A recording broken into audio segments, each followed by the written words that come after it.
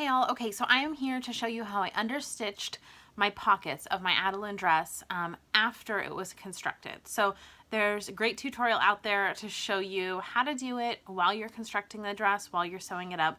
But if you either breezed right by that or just felt like it wasn't necessary, that's totally fine. But if you're finding that your pockets are kind of flopping outwards and you're seeing more of them than you want and they're just not looking like that clean side seam, then here's a trick.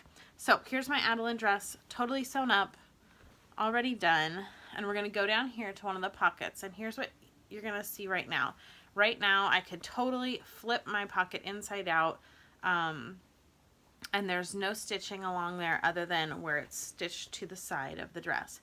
But as you can see, like right here, there's the front of the dress and the inside of the pocket, and it kind of will roll out sometimes. So what you want to do is you're going to work from the right side of your dress, and you're going to just reach up in there, grab a hold of your pocket, and see how you can already see my seam allowance is tipped towards my pocket. So here's my pocket, this is my dress, and you can see my seam allowance right here, which is perfect. What we want to do, it's really simple. We're just adding another row of stitches just inside of where it was stitched to the dress, but that catches this seam allowance and tacks the seam allowance to the pocket.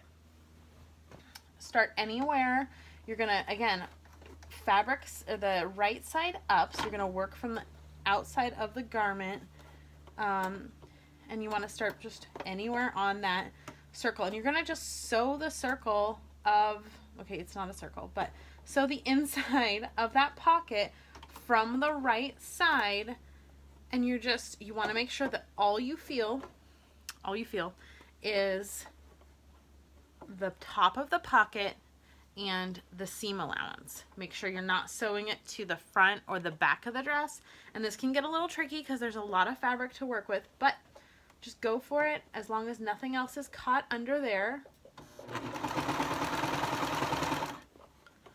Take your time, make sure to just adjust along the way because it's really easy for the front or the back of the dress or the pocket, because the pocket can kind of flop underneath there, to flop under where you're stitching. So make sure none of that's happening.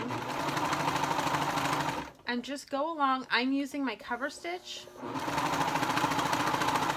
but you could use any machine. I would suggest a stretch stitch still. Promise I'm trying to go quick so you don't have to watch me sew.